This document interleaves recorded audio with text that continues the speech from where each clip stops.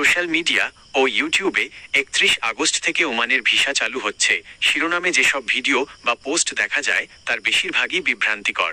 প্রকৃতপক্ষে ৩১ আগস্ট থেকে সাধারণ কাজের ভিসা বা সবার জন্য ভিসা খোলার কোনো নোটিশ জারি হয়নি। গত ২০২৩ সালের ৩১ অক্টোবর ওমান সরকার বাংলাদেশিদের জন্য সব ধরনের ভিসা স্থগিত করেছিল। পরবর্তীতে পর্যায়ক্রমে কিছু পেশাদার ও নির্দিষ্ট ক্যাটাগরিতে ভিসা দেওয়া চালু করা হলেও সাধারণ শ্রম ভিসা এখনও ঢালাওভাবে উন্মুক্ত নয়। বর্তমান নিয়মে যারা ওমানের ভিসা পেতে পারেন, ওমান সরকারের ঘোষণা অনুযায়ী বর্তমানে মূলত ১২টি নির্দিষ্ট ক্যাটাগরিতে শর্তসাপেক্ষে আবেদন ও ভিসা প্রদান করা হচ্ছে। পেশাজীবীদের ভিসা ডাক্তার, প্রকৌশলী, ইঞ্জিনিয়ার, নার্স, শিক্ষক এবং সার্টিফাইড হিসাবরক্ষক, অ্যাকাউন্টেন্ট। ফ্যামিলি ও ভিজিট ভিসা ওমানে কর্মরত উচ্চপদস্থ প্রবাসীদের পরিবার, ফ্যামিলি ভিসা এবং জিসিসি ভুক্ত দেশে বৈধভাবে বসবাসরত বাংলাদেশিদের জন্য ভিজিট ভিসা। বিনিয়োগকারী ও অফিসিয়াল ভিসা যারা ওমানে ব্যবসা বা বিনিয়োগ করছেন, ইনভেস্টর ভিসা এবং সব ধরনের সরকারি বা অফিসিয়াল প্রতিনিধি দল।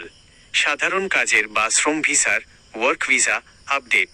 সাধারণ শ্রম ভিসা অদক্ষ ও আধাদক্ষ কর্মীদের সাধারণ ফ্রি ভিসা বা কাজের ভিসা এখনও আগের মতো ঢালাওভাবে উন্মুক্ত করা হয়নি।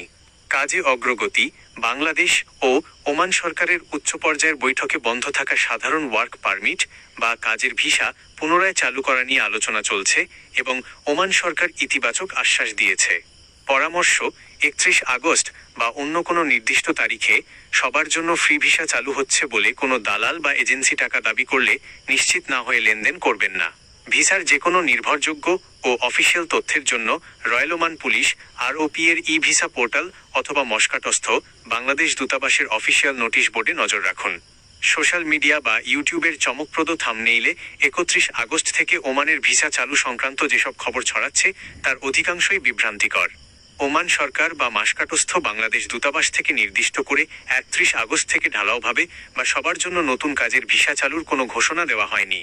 তবে ২০২৩ সালের শেষ দিকে বন্ধ হওয়া ভিসার ওপর থেকে নিষেধাজ্ঞা আগেই কিছু নির্দিষ্ট ক্ষেত্রে শিথিল করা হয়েছে।